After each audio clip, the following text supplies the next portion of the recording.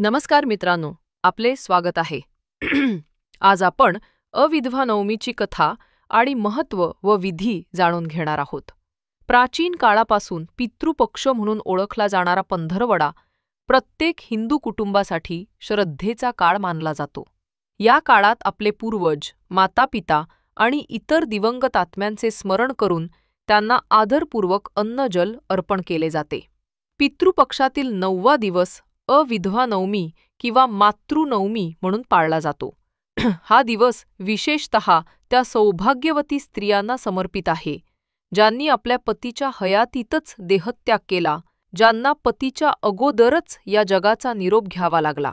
म्हणजे नवरा जिवंत असताना जी स्त्री मृत्यू पावते, अशा स्त्रीसाठी हे नवमीचे श्राद्ध केले जाते. मुलगा आपल्या आईसाठी हे श्राद्ध करतो. मुलगा नसेल तर वडील हे श्राद्ध करतात. मित्रांनो, आई जिच्या मायेच्या सावलीशिवाय कुळाचेही आयुष्य पूर्ण होत नाही, त्या आईसाठी आपल्या धर्मात अविधवा नवमी हा दिवस जपून ठेवलेला आहे. जग सोडून गेल्यानंतरही आईचे अस्तित्व आपल्याला जाणवत राहते. तिच्या आठवणींनी मन भरून येते. तिच्या मायेच्या कुशीत घालवलेले क्षण डोळ्यांसमोर तरळतात. पण जेव्हा आईचे सौभाग्य टिकलेले असते, तिच्या कपाळावरची कुंकवाची लाल रेषा तिच्या शेवटच्या श्वासापर्यंत चमकत राहते, तेव्हा तिच्या मृत्यूलाही सौभाग्याचा मुकुट लाभतो. मित्रांनो, म्हणतात, सधवा मरण ही स्त्रीची अखेरची जिंकलेली बाजी असते, कारण अशा मरणाने तिचे संपूर्ण जीवन पूज्य ठरते. तिच्या आठवणींना देवता समान मानले जाते. म्हणूनच अविधवा नवमीला तिचे श्राद्ध श्रद्धेने डोळ्यांत अश्रू आणून केले जाते. त्या क्षणी प्रत्येक मुलाला, प्रत्येक घराला हेच जाणवतं की आई गेली असली तरी तिचं ममत्व अजूनही अंगणात फिरतंय. तिचे आशीर्वाद अजूनही घराच्या भिंतींना स्पर्शून जात आहेत. अविधवा नवमीच्या दिवशी केलेली पूजा म्हणजे केवळ पितृकर्तव्य नव्हे, तर आईच्या कुशीत हरवलेल्या मुलाचा हुंदका असतो. तो हुंदका जो सांगतो, आई, तू आम्हाला सोडून गेलीस, पण तुझं आशीर्वादाचं छत्र आमच्यावर सदैव राहो. तुझ्या त्यागाला विसरणं आम्हाला शक्य नाही. म्हणूनच अविधवा नवमी ही केवळ परंपरा नाही, ती आहे आईच्या आठवणींनी भरलेलं अश्रूंचं पुंजक, मातृवंदनेची पवित्र आराधना. त्यामुळेच या दिवशी सुना आपल्या दिवंगत सासूसाठी श्राद्धविधी करतात. हिला सौभाग्यवती श्राद्ध नवमी असेही म्हणतात. श्रद्धेने आणि विधीपूर्वक केलेल्या अशा श्राद्ध कर्माने त्या दिवंगत महिलांच्या आत्म्यांना शांती लाभते. त्या प्रसन्न होऊन आपल्या कुटुंबियांना सुखसमृद्धीचा आशीर्वाद देतात, अशी श्रद्धा आहे. जोपर्यंत पितरांचे आत्मे संतुष्ट होत नाहीत, तोपर्यंत अनेक संकटे आणि दुर्दैव कुटुंबाच्या वाट्याला येऊ शकतात. यालाच पितृदोष असे म्हणतात. अविधवा नवमीच्या कथांचे श्रवण केल्याने पितृदोषामुळे आलेले दारिद्र्य आणि दुःखे दूर होण्यास मदत होते, असेही म्हटले जाते. म्हणूनच आज आपण एक कथा अनुभवणार आहोत, जी अविधवा नवमीच्या महत्त्वावर प्रकाश टाकते. अविधवा नवमीची कथा ऐकल्याने कोणतीही स्त्री अकाली विधवा होत नाही. ती सदा सर्वदा सौभाग्यवतीच राहते. चला तर मग मी तुम्हाला ही कथा सांगायला सुरुवात करते. मित्रांनो, ही कथा मी खूप मेहनतीने बनवली आहे. माझी मेहनतीसाठी प्लीज एक लाईक नक्की करा. कमेंटमध्ये जय श्रीकृष्ण नक्कीच लिहा आणि चॅनलला सबस्क्राईब करून घ्या. चला तर मग मी कथा सांगायला सुरुवात करते. मित्रांनो, प्राचीन काळातील एका शांत गावात पुण्यवान ब्राह्मण शंकर भट्ट आपल्या कुटुंबासह राहत होते. शंकर भट्ट गावातील ज्ञानी आणि धर्मपरायण पुरुष होते. त्यांच्या घरात पत्नी यशोदा, मुलगा श्रीधर आणि सून रेवती असा लहानसा परिवार होता. घरात धार्मिक वातावरण होते. रोज देवपूजा, वेदपाठ यांमुळे अंगण पवित्र मंत्रध्वनींनी भारून जायचे. यशोदा एक प्रेमळ आणि कर्तव्यदक्ष गृहिणी होती. सासू असली तरी ती रेवतीला स्वतःच्या मुलीसारखे मानायची. रेवती नव्यानेच वऱ्हाडातून आलेली, सौम्य स्वभावाची आणि सुस्वभावी सून होती. दोघींमधला संवाद आई मुलीप्रमाणेच होता. घरातील कामे, पूजा अर्चा असो वा स्वयंपाक दोघी मिळून सगळं सांभाळत. रेवती सकाळी लवकर उठून अंगण शिंपडायची, तुळशीला पाणी घालायची आणि सासूबाईंना नमन करायची. यशोदा तिच्या पाठीवर प्रेमाने हात फिरवत आशीर्वाद द्यायची. सदा सुवासिनी रहा बाळ, असे म्हणायची. सासूच्या तोंडून आलेला हा आशीर्वाद रेवतीच्या डोळ्यात आनंदाश्रू आणायचा. घरात कधीकधी किरकोळ गोष्टींवरून सासू-सुनेत मतभेद झालेच तरी लगेच निरसनही व्हायचे. यशोदा जर कधी रेवतीला रागावत असेल तर नंतर तीच प्रेमाने समजावूनही घ्यायची. रेवतीलाही आपल्या सासूबाईंविषयी प्रचंड आदर होता. ती मनोमन म्हणायची, आई सासूबाई माझ्यावर रागावल्या तरी माझं भलं व्हावं म्हणूनच. श्रीधर आपल्या आईवडिलांचा आज्ञाधारक मुलगा होता. सुशिक्षित आणि विनयशील, श्रीधर रेवतीवर अपार प्रेम करत असे. दिवसभर तो वडिलांसोबत वेदशास्त्रांचे अध्ययन-अध्यापन करायचा आणि शेतकामातही हातमदत करायचा. संध्याकाळी रेवतीसह तो गावच्या राममंदिरात आरतीला जात असे. एकंदरीत त्या कुटुंबाचे जीवन सुखी आणि धर्ममय होते. शंकर भट्टांच्या घरात सात्विक प्रसन्नता होती आणि ग्रामस्थही त्या परिवाराचा आदर करत. परंतु सुखाचे दिवस नेहमी राहतातच असे नाही. दुःखाच्या काळाची चाहूल लागायला वेळ लागत नाही. अशा आनंदाने भरलेल्या घरावर एक दिवस दुर्दैवाची सावली पडली. यशोदा सासूबाई अचानक आजारी पडल्या. त्यांनी थोडासा त्रासिक खोकला आणि थकवा याकडे प्रथम लक्ष दिले नाही. पण काही दिवसातच आजार बळावला. रेवतीने आणि श्रीधरने सर्व प्रयत्न केले. गावातील वैद्यांना बोलावले, औषधे दिली गेली. रेवती दिवस रात्र सासूबाईंच्या शुश्रूषेत होती. ती त्यांच्या शेजारी बसून रामरक्षा स्तोत्र म्हणत असे, तर श्रीधर वेदातील शांतीमंत्र आळवत होता. शंकर भट्ट स्वतः देवासमोर हात जोडून पत्नीच्या आरोग्यासाठी प्रार्थना करत होते. एक संध्याकाळी यशोदा सासूबाईंची प्रकृती खूप खालावली. अंगणात संधिप्रकाश पसरला होता. घरातील दिवे लावले गेले आणि रेवती सासूबाईंना औषध देण्यासाठी वाकली तेव्हा यशोदानं तिचा हात हलकेच धरला. यशोदाचे डोळे भरून आले होते. त्या थरथरत्या आवाजात म्हणाल्या, रेवती, माझ्या बाळा, मला माफ कर. कधी उगीच तुला रागावलो असेन तर मनावर घेऊ नकोस. हे ऐकताच रेवतीचे डोळेही पाणावले. तिने सासूबाईंचा हात आपल्या कपाळाला लावला आणि रडवेल्या आवाजात म्हणाली, आई सासू, असं का बोलताय? आपण लवकर बऱ्या व्हाल. मी अजून खूप सेवा करायची आहे तुमची. तिच्या डोळ्यातून अश्रू ओघळले आणि गळा दाटून आला. श्रीधर आणि शंकर भट्टही बाजूला उभे होते. श्रीधरच्या डोळ्यांतही पाणी तरारले होते. आईला धीर देत तो म्हणाला, आई, तुला काही होणार नाही. देवावर विश्वास ठेव. आम्ही सगळे आहोत ना तुझ्या सोबतीला. यशोदा मंद हसली आणि म्हणाली, मला काळजी नाही रे. फक्त तुम्हा सगळ्यांची काळजी वाटते. घराचं काम. श्रीधर, तुझ्या वडिलांची आणि रेवतीची काळजी घे. आणि रेवती बाळ, तू या घराला धरून ठेव. माझा संसार सांभाळ. त्यांच्या प्रत्येक शब्दात आपल्या कुटुंबाबद्दलचं प्रेम आणि काळजी दाटून आली होती. तेवढ्यात यशोदा सासूबाईंची तब्येत आणखी खालावली. त्या वेदनेने कराहू लागल्या. रेवती घाबरून गेली. तिने अधिक काळजीपूर्वक त्यांना आधार दिला. शंकर भट्टांनी रामाचे नाव मुखात घालायला सुरुवात केली. शेवटी एक अमावस्येची रात्र आली, ज्यात यशोदा सासूबाईंनी अखेरचा श्वास घेतला. देवाच्या नावाचा जोप करत त्यांनी डोळे मिटले आणि सर्वांना पोरकं करून सोडलं. घरात शोककळा पसरली. रेवतीने आपल्या सासूबाईंना मिठी मारून हंबरडा फोडला. आई, आम्हाला सोडून जाऊ नका. तिचा आक्रोश ऐकून शेजारीसुद्धा भावूक झाले. श्रीधरने आईचं निरांजन मालवताना पाहिलं आणि तोही अश्रू आवरू शकला नाही. शंकरभट्ट निर्धाराने मात्र पत्नीच्या कपाळावर शेवटचा गंध लावून राम नाम सत्य म्हणाले, पण त्यांच्या हाताही थरथरत होते. दुसऱ्या दिवशी यशोदा सासूबाईंच्या अंत्यसंस्कारासाठी शंकर भट्टांनी स्वतःला सावरलं. नदीकाठी चितेची तयारी करण्यात आली. रेवतीने कापऱ्या हातांनी सासूबाईंचं तोंड पाहिलं. रामाची मूर्ती त्यांच्या हातात ठेवली. आई सासू, रामाच्या चरणी आपल्याला स्थान मिळो, ती ओक्साबोक्शी रडत होती. चितेला अग्नी देताना श्रीधरने कंप भरलेल्या आवाजात मंत्रोच्चार केले आणि शंकर भट्टांनी कंपणाऱ्या हातांनी अग्नी प्रज्वलित केला.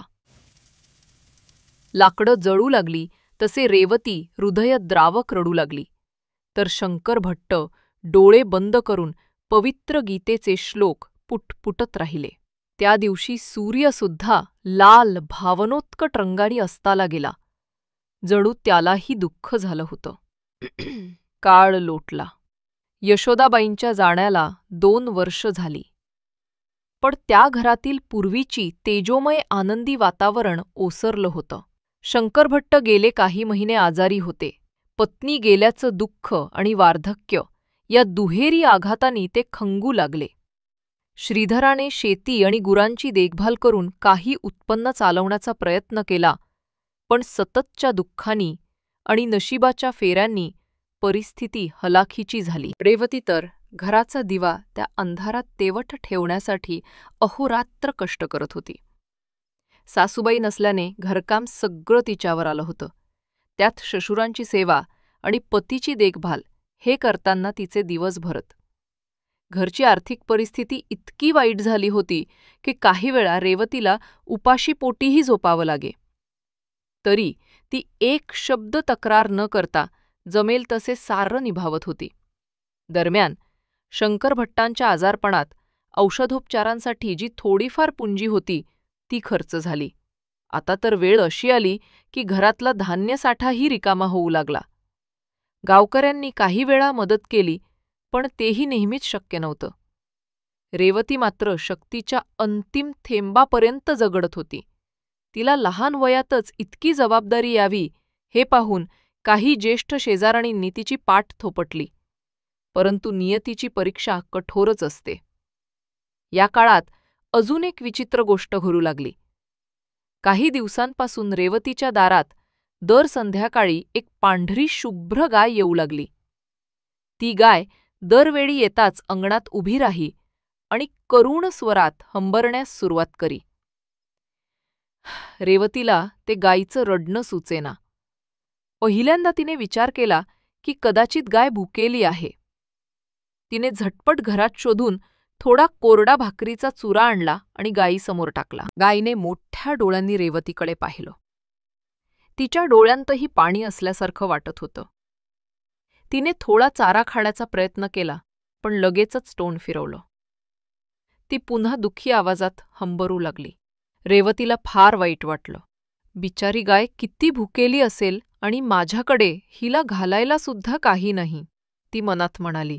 अखेर रेवतीने भांडीकुंडी धुंजवून अगदी थोडंसं गवत जुळवून आणलं आणि गायीसमोर ठेवले. पण गायीने त्याकडे दुर्लक्षच केले. ती काही क्षण उभी राहिली, रडत राहिली आणि मग हळूहळू अंगणातून निघून गेली. त्या रात्री रेवतीचे मन अस्वस्थ झाले. ही गाय कोणाची आहे?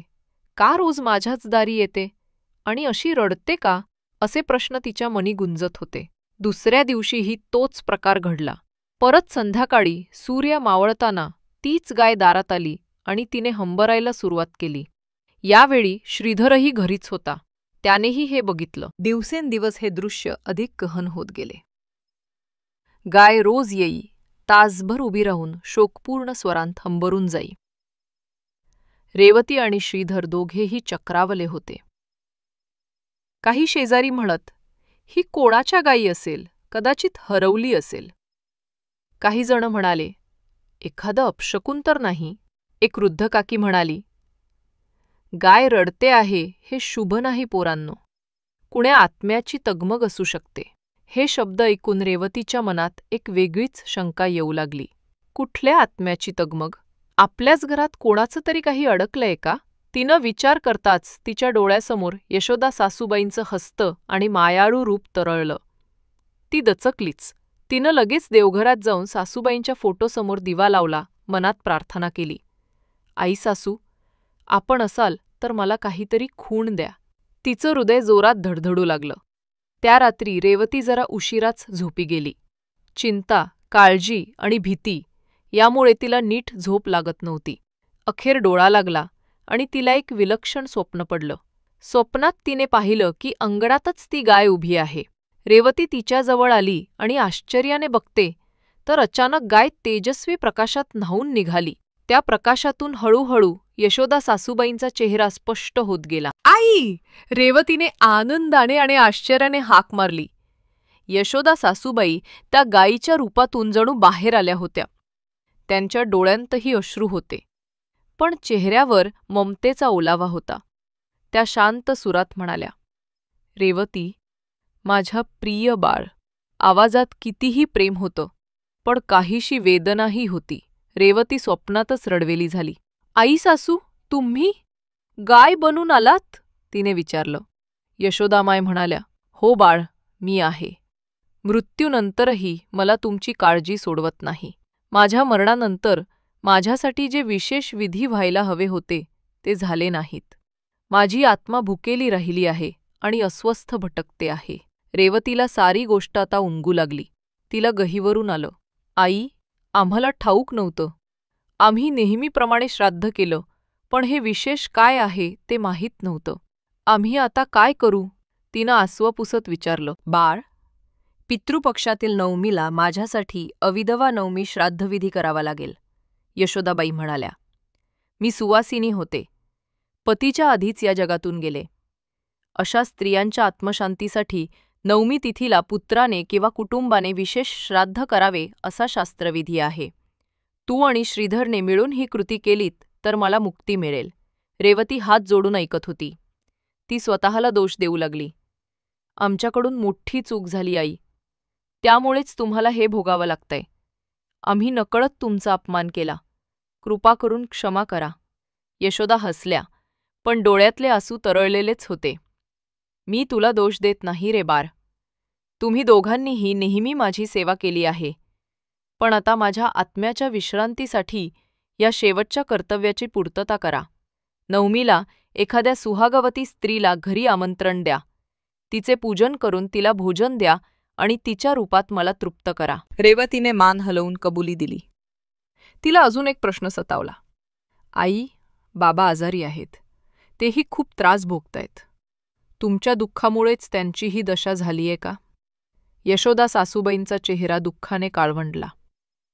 तुझे सासरे माझ्यासाठीच काळजीत आहेत. मी अशी अडकून राहिलीये म्हणून त्यांनाही स्वास्थ्य लाभत नाही. पितृदोषाने घराला ग्रासलं आहे. तुम्ही विधी पूर्ण केला तर त्यांची तब्येत सुधरेल. रेवतीने स्वप्नातच त्यांच्या पाया पडण्याचा प्रयत्न केला, पण त्या तेजस्वी रूपाजवळ गेली तसे यशोदामाय प्रेमाने तिला थांबवत म्हणाल्या, देव तुम्हाला सद्बुद्धी देवो आणि बळ देवो, माझी मुलगी. असे म्हणत त्यांनी रेवतीला अलगद मिठी मारली. तोच स्वप्न संपत आलं.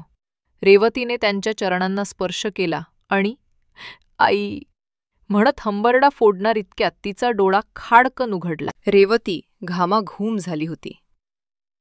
श्वास जलद चालू होता आणि हृदय धडधडत होतं. तिनं हाताने चेहरा पुसला तर खरोखरच डोळ्यांतून अश्रू वाहत होते.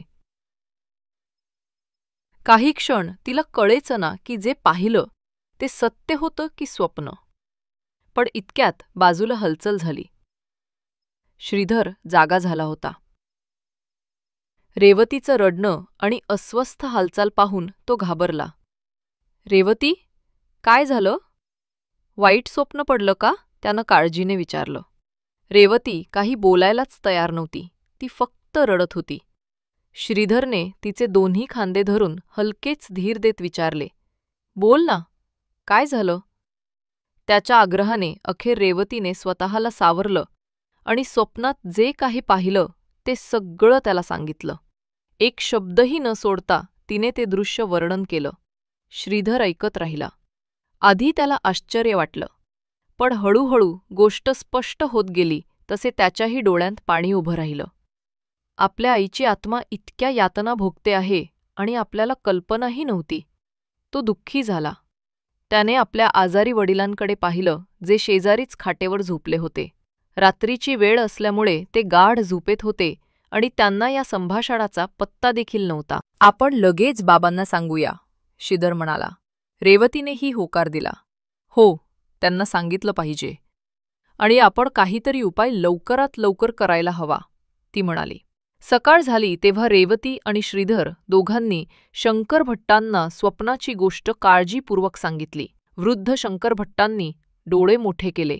काय सांगता? त्यांनी अशक्त आवाजात विचारलं. श्रीधरने आईच्या आत्म्याची व्यथा आणि अविधवा नवमी विधीचं महत्त्व सांगितलं. तसतसे शंकर भट्टांच्या डोळ्यांतून अश्रू वाहायला लागले. मीच चुकलो, ते दुःखाने म्हणाले. मी वेदशास्त्र जाणणारा ब्राह्मण, परंतु पत्नीचं अविधवा श्राद्ध मला करायला राहून गेलं. त्या बिचारीचा आत्मा म्हणूनच भटकतोय. हे पाप आहे माझं. त्यांच्या आवाजात तीव्र खंत दाटून आली. रेवतीने आणि श्रीधरने तात्काळ त्यांची समजूत काढण्याचा प्रयत्न केला. बाबा, असा स्वतःला दोष देऊ नका. आम्ही सगळे दुःखात होतो. आपलं लक्ष नाही राहिलं असेल. रेवतीने त्यांचा हात हातात घेत शांत केले. तरी शंकरभट्ट स्वतःला माफ करत नव्हते. यशोदा मेली त्या वर्षी पितृपक्षात मी श्राद्ध केलं खरं, पण नवमीचं विशेष महत्त्व माझ्या ध्यानात राहिलं नाही. आता तिची आत्मा तडफडतीये. ते डोळे मिटून ओक्साबोक्षी रडू लागले. श्रीधरने पितृधर्माचे भान ठेवत पित्याला आश्वस्त केले. बाबा, आपण लवकरात लवकर हा विधी पार पाडू. अजून पितृपक्ष सुरू आहे. पुढची नवमी येऊ दे, किंवा जर त्यापूर्वी योग्य दिवस असेल तर तेवढ्यातही करू, तो तत्परतेने बोलला. शंकरभट्टांनी मान डोलावली. हो, मला माझ्या गुरूंकडे आधीच विचारायला हवं होतं, पण आता कोण येणार मदतीला? मी तर अंथरुणाला खिळलोय. त्यांनी हताशपणे हात पसरले. देव काहीतरी मार्ग नक्की काढतील, रेवती म्हणाली, डोळे मिटून देवाचा धावा करत. श्रीधरनेही देवघरासमोर उदबत्ती लावली. त्या घरात त्या दिवशी सकाळपासूनच एक ताण जाणवत होता. रेवती आणि श्रीधर आर्तपणे भगवान विष्णूच्या मूर्तीपुढे याचना करत होते की कोणीतरी या विधीसाठी मार्गदर्शन करेल. बाबांना आता चालणं फिरणंही जड जात होतं. मग विधीची तजवीज कुणी करायची? शेवटी श्रीधर आणि रेवती दोघांनी ठरवलं की गावच्या मंदिरात जाऊन पंडितजींना भेटावं आणि सल्ला घ्यावा. दुपारनंतर ते दोघे मंदिराकडे जाण्यास निघाले. रेवतीने आजारी सासऱ्यांची काळजी, शेजारच्या काकींना पाहण्याविषयी विनंती केली आणि ती स्वतः पतीसमवेत मंदिराच्या रस्त्याने निघाली. रस्त्यात दोघंही निराश होते, पण एकमेकांना धीर देत होते. आई सासूंच्या आत्म्याला शांत करायचं म्हणजे आपलं कर्तव्यच आहे, रेवती म्हणाली. श्रीधरने तिच्या म्हणण्याला दुजोरा दिला. हो, आपण कोणतीही कसर ठेवायची नाही. जरी आपली परिस्थिती वाईट असली तरी आपण मागणं तुला लाज वाटू न देता हा विधी करू. त्याच्या चेहऱ्यावर निश्चय दिसत होता. मंदिराजवळ पोहोचताच त्यांना पाण्याचा कलकलाट ऐकू आला. समोर गावच्या विहिरीजवळ एक तेजस्वी वृद्ध साधू पाण्याने हातपाय धुत होते. त्यांच्या शरीरावर भगवा झगा होता, कपाळावर भस्माचा टिळा होता आणि हातात कमंडलू. ऋषितुल्य त्या पुरुषाला पाहून श्रीधर रेवती काहीसे थबकले. गावात त्यांनी याआधी कधीही हा साधू पाहिला नव्हता. त्यांनी नम्रतेने जवळ जाऊन त्या साधूसाठी बाजूला वाट केली. साधू अचानक त्यांच्याकडे पाहून मंद स्मित केले आणि विचारले, वत्सा, द्वारका इथून कोणत्या दिशेला आहे सांगू शकता? हे शब्द ऐकून श्रीधराला थोडं आश्चर्य वाटलं की महाराज द्वारका कुठे आहे विचारत आहेत. त्याने लगेच हाताने दिशा दाखवली. इथून सरळ दक्षिण दिशेला गेलात की पुढे द्वारकानगरीचा मार्ग आहे. साधूंनी समाधानाने मान हलवली. रेवती मात्र त्या साधूंच्या डोळ्यांकडे पाहत होती. तिला त्या डोळ्यात एक अद्भुत तेज आणि करुणा दिसत होती. साधूंच्या कपाळावरची चमक आणि भारदस्त मुद्रा बघून श्रीधरने पुढे होऊन त्यांना नमस्कार केला. महाराज, आपण कोण? कुठून आलात? त्याने विनयाने विचारलं. मी एक साधा तपस्वी आहे पुत्र, साधू म्हणाले. प्रवास करत करत या गावापाशी थांबलो आहे. विष्णूंच्या दर्शनासाठी मंदिरात जात होतो, पण वाट चुकलो. वाटतं परमेश्वराने तुमच्या रूपाने मला इथे आणलं असावं. रेवती आणि श्रीधर एकमेकांकडे पाहू लागले. साधू पुढे म्हणाले, तुम्ही दोघंही चिंताग्रस्त दिसता आहात. काही व्यथा असेल तर निश्चिंतपणे मला सांगू शकता. कदाचित मी मदत करू शकेन. त्यांच्या आवाजात अपार शांतता आणि आपुलकी होती. क्षणभर दोघं नवराबायको गोंधळले. अगदी थोड्या वेळापूर्वी मंदिरात जाऊन पुजाऱ्याला विचारावं म्हणत होते आणि इथे अचानक एक अनोळखी साधू मदतीचा हात देऊ करत होता. पण त्यांच्या अंतःकरणात या साधूप्रती एक अनोखा विश्वासही वाटला. श्रीधरने पुढाकार घेतला. त्याने हात जोडले आणि म्हणाला, महाराज, आपण आमच्याशी एवढ्या प्रेमाने बोललात तर आम्ही आमची समस्या नक्की मांडू इच्छितो.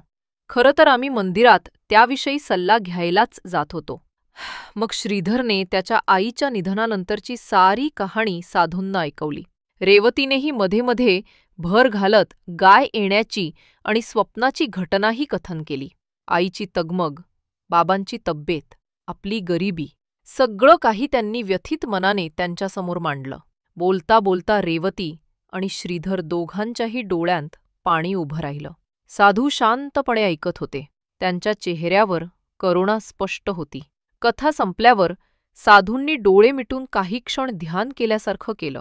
मग ते म्हणाले, तुमच्या मातृदेवीची व्यथा समजू शकतो मी. तुमच्या घरावर पितृदोष आहे वत्सा, कारण त्या सौभाग्यवतीचे श्राद्ध योग्य रीतीने झालेले नाही. क्षणभर दोघं नवरा बायको गोंधळले. अगदी थोड्या वेळापूर्वी मंदिरात जाऊन पुजाऱ्याला विचारावं म्हणत होते आणि इथे अचानक एक अनोळखी साधू मदतीचा हात देव करत होता.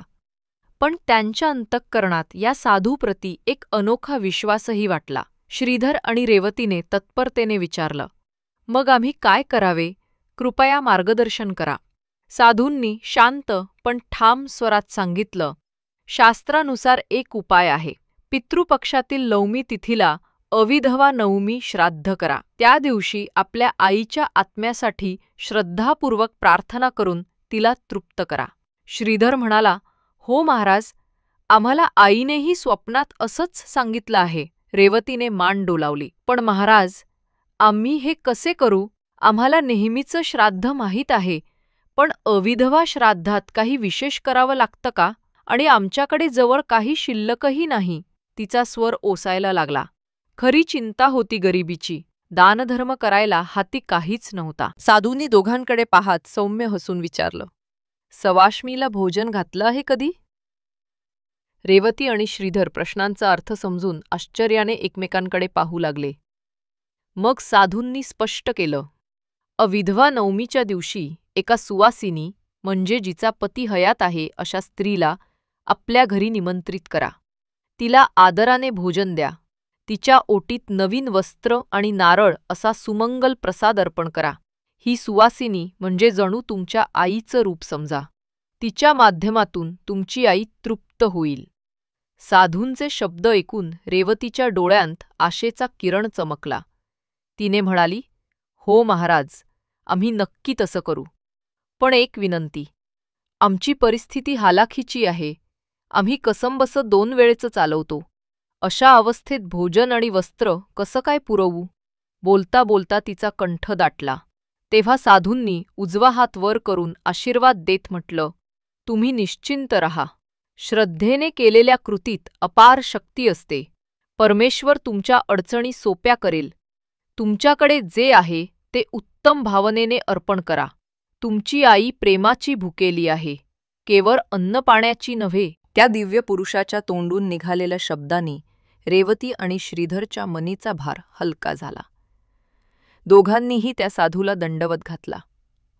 महाराज, आपल्या ऋणातून कधीच उतरू शकत नाही. श्रीधर म्हणाला, आमच्या आईसाठी आपण प्रकाशाचा किरण ठरलात. रेवतीनेही कृतज्ञतेने पाहिलं. साधूंनी दोघांचेही मस्तक हात ठेवून आशीर्वाद दिले. शुभम भवतु वत्सा. परमेश्वर तुमच्यावर कृपा करू. तुमच्या मातेची आत्मा लवकरच शांती लाभो, असे उद्गार त्यांनी उच्चारले. श्रीधरला अचानक जाणवलं की हा वृद्ध साधू कोण साधासुधा नाही.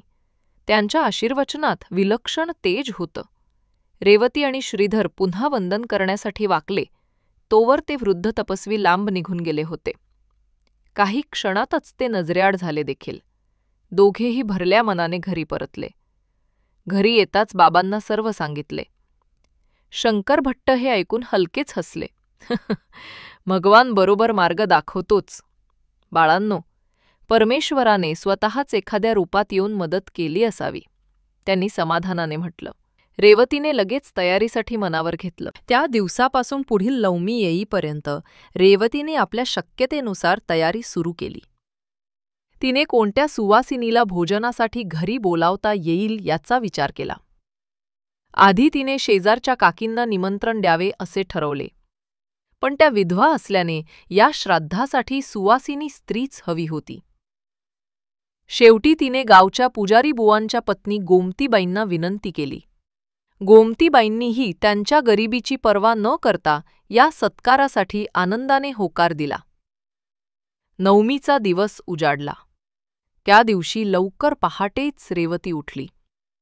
तिने अंगण साफ करून गंगाजल शिंपडलं, देवापुढे निरांजन प्रज्वलित केलं. शंकर भट्टांना आज जरा बरं वाटत होतं. कदाचित अपेक्षित कार्य होणार या आनंदाने त्यांच्या चेहऱ्यावर तेज आलं होतं. रेवतीने उत्साहाने स्वयंपाकाला सुरुवात केली. तिच्याकडे भरपूर सामग्री नव्हती, पण जे काही होतं त्यात तिने सर्वात चांगले पदार्थ बनवण्याचा प्रयत्न केला. तिने यशोदा सासूबाईंना आवडणारा गूळ तूप घालून शिरा बनवला, मुगडाळीची खिचडी शिजवली आणि 2 जाड भाकरी भाजल्या. शिवाय थोडीशी शेवयांची खीरही केली. साधे परंतु पोटभरीचे अशा त्या भोजनात रेवतीने आपल्या प्रेमाचा प्रत्येक कण ओतला होता. गोमतीबाई ठरल्याप्रमाणे सकाळी सूर्य उगवल्यावर थोड्याच वेळात आल्या. त्यांनी मेसणीय साडी नेसली होती आणि हातात पूजा साहित्यही आणलं होतं. रेवतीने दारात त्यांचं औक्षण केलं. पायांना पाणी घालून आदर व्यक्त केला. शंकर भट्ट आणि श्रीधर यांनीही नमस्कार करून त्यांचे स्वागत केले. गोमतीबाईंना स्वच्छ आसनावर बसवून रेवतीने त्यांच्या कोपाळी हळद कुंकू लावलं, अक्षता वाहिल्या. एक सवाष्ण स्त्री म्हणून त्यांना ओवाळलं. नंतर तिने प्रेमाने शिरा, खिचडी, भाकरी भाजी असा पदार्थांनी भरलेला ताट समोर आणून आदरपूर्वक त्यांच्या पुढे ठेवला. गोमतीबाईंनी देवाचे नामस्मरण करून भोजनास सुरुवात केली. त्या शांतपणे खात असताना रेवतीच्या डोळ्यांत पाणी उभं राहिलं. तिला जाणवत होतं की जणू तिची आईच तिच्या हातचं अन्न स्वीकारते आहे. शंकर भट्ट आणि श्रीदेंतन श्रीधर बाजूलाच पवित्र मंत्र म्हणत होते. भोजन संपल्यावर रेवतीने त्यांना पाण्याचा कलश दिला. त्यांनी हात धुतले आणि तृप्त भावनेने म्हणाल्या, बाळ, तुझे हात खरंच सोन्याचे आहेत. परमेश्वर तुझ्या सासूबाईंना शांती देवो असा आशीर्वाद दिला. त्या शब्दांनी रेवतीला हमसायला आलं. तिनं पदराने डोळे टिपले. श्रीधरने मग नियमानुसार त्यांना नवीन वस्त्र देण्याचा आग्रह केला. आर्थिक स्थितीमुळे नवीन साडी घ्यायला शक्य नव्हतं, म्हणून रेवतीने तिच्या लग्नात मिळालेली व अजून न वापरलेली कोरी साडी जपून ठेवली होती, तीच पुढे आणली. हे आमच्यातर्फे लहानसं भेट, ती विनम्रतेने म्हणाली. गोमतीबाईंनी थोडा आढेवेढे घेत ते वस्त्र स्वीकारलं आणि सोबत रेवतीने दिलेला नारळही पदरात ठेवला.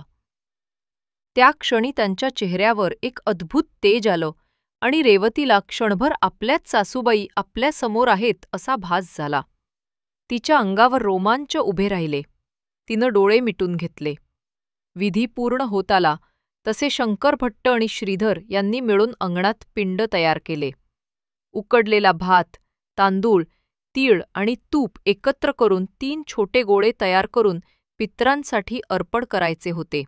शंकर भट्टांनी कमकुवत शरीरानिशीही प्रयत्न करून पिंडांना स्पर्श केला आणि त्यांना आशीर्वाद दिला. श्रीधरने ते पिंड झाडाखाली नेऊन ठेवले आणि तांदूळ तीळ वाहून पाणी अर्पण केलं. रेवतीने ताटातील उरलेलं थोडं अन्न कावळ्यासाठी बाहेर अंगणात ठेवले. जसेच त्यांनी श्राद्धाचा संकल्प उच्चारला तसे अचानक कुठून तरी एक काळा कावळा येऊन अंगणातल्या जेवणाजवळ बसला. त्याने 2-3 वेळा कावकाव केली आणि मटकन त्या अन्नावर तुटून पडला. त्याच्यासोबत आणखीन एक कावळीही आली. दोघांनी ते अन्न चवीने खाल्ले आणि मक्क्या आवाजात कर्कश ध्वनी काढले, जणू आनंद व्यक्त करत होते.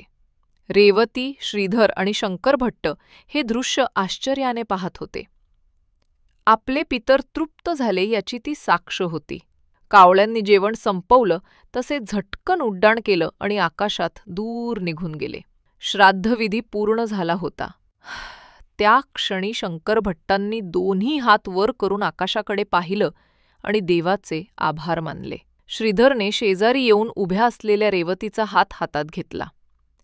दोघांच्या डोळ्यांतून आनंदाश्रू वाहत होते. त्यांना जाणवत होतं की घरावरचं दाटलेलं दुःखाचं मळब आता दूर होत आहे. शंकर भट्टांनी थकत थकत रेवतीला जवळ बोलावलं. माझ्या मुली, तू आमच्या घराचं रक्षण केलंस. यशोदाला आज खऱ्या अर्थाने मुक्ती मिळाली, असं म्हणून त्यांनी रेवतीच्या डोक्यावर हात ठेवला आणि भरत्या डोळ्यांनी आशीर्वाद दिला. रेवतीला एक क्षण आपले सासरे तिच्या दिवंगत आई सासूंच्याच आवाजात बोलतायत असा भास झाला. तो सायंकाळीचा समय होता. श्राद्धानंतरचं आवरून रेवती बाहेर अंगणात बसली होती. दिवे लागण होण्याच्या आधीच आभाळात सोनेरी केशरी किरणं पसरलेली होती. कोणत्याशा अज्ञात आनंदाने तिचं मन भरून आलं. तिनं निरभ्र आकाशाकडे पाहिलं. तिथे तारे हळूहळू चमकू लागले होते. त्या रात्री रेवतीला पुन्हा एक स्वप्न पडलं. तिने पाहिलं की घरात यशोदा सासूबाई उभ्या आहेत, अगदी पूर्वीसारख्या, तन्यमंद स्मित करत. त्यांच्या देहाभोवती मंद सोनेरी तेज आहे. रेवती पुढे होऊन वंदन करते आणि यशोदा तिला उचलून प्रेमाने मिठी मारत आहेत. बाळ, तुझ्या कर्तव्यामुळे मला आज मुक्ती मिळाली, यशोदा माय म्हणत आहेत. तू मला अन्न दिलंस, सन्मान दिला. आता मला काळजी नाही, मी सद्गतीला जात आहे. रेवतीचे डोळे स्वप्नातही भरून येतात. आई, आम्हाला सोडून जाऊ नका, ती लहान मुलीसारखी हंसते. यावर यशोदा माय हसून तिचे अश्रू पुसतात. अगं वेडे, मी आता नेहमीच तुम्हा सगळ्यांसोबत आशीर्वाद रूपाने असेन, पण माझं हे रूप तुला दिसणार नाही. तुझ्या सासऱ्यांची तब्येत लवकर सुधारेल, तुमच्या आयुष्यात सुख येईल. परमेश्वर तुमच्यावर कृपा करो. यशोदा सासूबाई निघून जाण्याच्या तयारीत आहेत असं जाणवतं. यशोदा हळूहळू प्रकाशात विलीन होऊ लागतात. जाण्यापूर्वी शेवटचं म्हणतात, माझ्या सुनेसारख्या मुलीवर मला गर्व आहे. श्रीधर बाळाला सांग की त्याची आई सदैव त्याचं रक्षण करील. आणि त्या हसत मुखाने स्वर्ग लोकाकडे निघून जातात. रेवतीचा डोळा मग पुन्हा एकदा भावुकतेने उघडतो. ती जणू खऱ्या भेटीचाच अनुभव घेऊन जागी झाली होती. शेजारीच श्रीधरही उठलेला. रेवती, मला आईचा आवाज ऐकल्यासारखा वाटला, तो म्हणाला. रेवतीने डोळ्यातले आनंदाश्रू पुसत त्याला स्वप्नातली भेट सांगितली. दोघेही देहभान हरपून ऐकत होते. त्या लहानशा खोलीत अचानक एक प्रसन्न सुगंध दरवळल्यासारखा वाटू लागला. त्यांना समजलंच की यशोदा सासूबाईंच्या आत्म्याने तुष्ट होऊन त्यांना आशीर्वाद दिला आहे. त्या दिवसानंतर कुटुंबाची स्थिती हळूहळू सुधारू लागली. शंकर भट्टांची तब्येत काही दिवसातच चांगली होऊ लागली. त्यांच्या अंगात पूर्वीचा उत्साह आणि शक्ती परत येऊ लागली. ते स्वतः सांगू लागले की जणू त्यांच्या मनावरचं पितृदोषाचं ओझं उतरलं आहे. श्रीधरला शेतात चांगलं पीक येऊ लागलं. पूर्वी कोरड्या राहिलेल्या विहिरीला पुन्हा पाणी लागलं. रेवतीच्या चेहऱ्यावरही आता एक नवीन उमेद आणि समाधान दिसत होतं. श्रीधरने दरवर्षी पितृपक्षात नवमीला आईचं अविधवा श्राद्ध करण्याचा निश्चय केला. रेवतीनेही अखेरपर्यंत ती परंपरा चालू ठेवली. यशोदा सासूबाईंची ही विचित्र परंतु भक्तिमय कहाणी गावभर पसरली आणि बऱ्याच कुटुंबांनी या घटनेतून शिकून आपल्या घरातील दिवंगत सुवासिनींचं श्राद्धविधी सुरू केलं. अशा रीतीने एका दुःखात प्रवासाचा सुखांत झाला. पितृऋण फेडल्याने एक भटकती आत्मा मुक्त झाली आणि कुटुंबावर पुन्हा सुखशांती नांदू लागली. अविधवा नवमी श्राद्धाच्या कृतीने त्या कुटुंबाला स्वतःच्या अनुभवातून या विधीचं महत्त्व उमगलं आणि त्यांनी इतरांनाही ते सांगितलं. आजही या कथेतून आपल्याला हेच शिकायला मिळतं की ज्या आपल्या प्रिय स्त्रिया आपल्या आधी गेल्या त्यांचे ऋण फेडणे आणि त्यांना शांती देणे हे आपले परमकर्तव्य आहे. प्रिय मित्रांनो, जर ही कथा आपल्या हृदयाला स्पर्शून गेली असेल तर कमेंट करून नक्की सांगा. व्हिडिओ आवडला असले कृपया या व्हिडिओला लाईक करा. कमेंटमध्ये जय पितृदेव जय श्रीहरी विष्णू नक्कीच लिहा. आणि अशाच सुंदर कथा ऐकण्यासाठी आमच्या चॅनलला सबस्क्राईब करायला विसरू नका. धन्यवाद.